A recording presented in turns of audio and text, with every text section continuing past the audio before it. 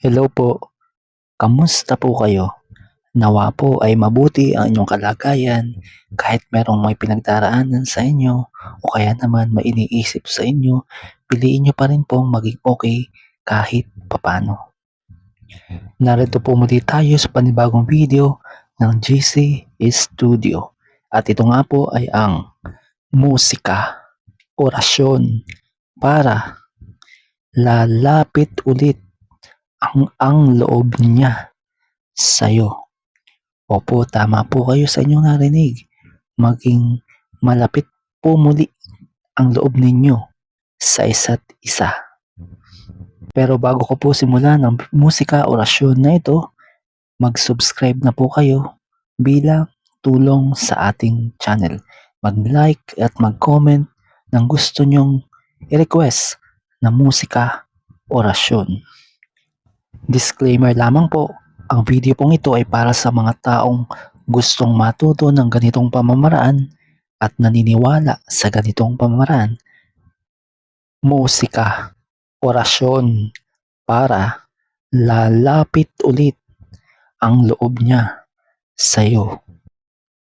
Opo, sa pamamagitan po ng musika, orasyon na ito, minipithi po natin, hinihiling po natin sa tulong ng universe, ng tadhana at ng makapangyarihang nasa itaas na maging malapit uli ang inyong loob sa isa't isa sa pamamagitan po ng musika, orasyon na ito.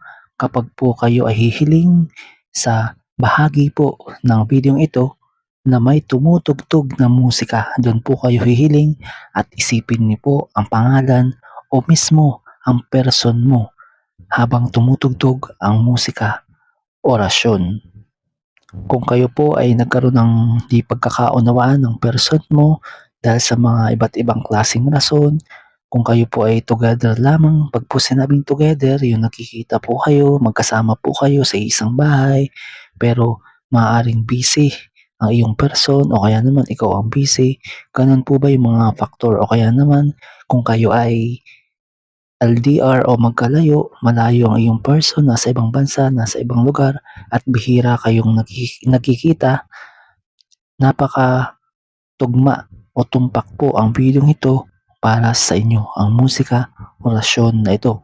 Kapag po pinatugtog nyo ito, ang bisa po nito ay parang yung person mo na lumalayo sa iyo o malayo na talaga o kaya naman hindi mo na makontak sa pamamagitan po ng musika, orasyon na ito, mangingibabaw pa rin, babalik yung pagmamahal niya sa iyo kaysa galit na nararamdaman niya o vice versa po, gayon din sa iyo. Kung ikaw man ay masama ang loob sa person mo, mangingibabaw pa rin yung pagmamahal mo para sa person mo.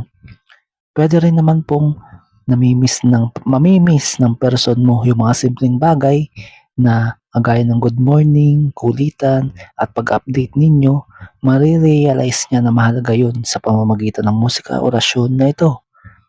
At sa pamamagitan din ng musika, orasyon na ito, maaalala niya yung mga pinagsamahan nyo, yung hindi basta-basta itinatapon na mga alaala. At sa tulong din ng musika, orasyon na ito, marirealize niya at marirealize mo rin yung mga pagkukulang nyo sa isa't isa na hindi nyo uunahin yung taas ng pride o ego. Sa halip, uunahin nyo na kailangan nyo ang isa't isa. Yun po yung magiging epekto ng musika, orasyon na ito kapag pinatugtog po ng paulit-ulit. At ngayon nga po, sasambitin ko na ang musika, orasyon na ito. Sa bisa ng musika, orasyon na ito, lalapit ulit ang loob niya sa iyo.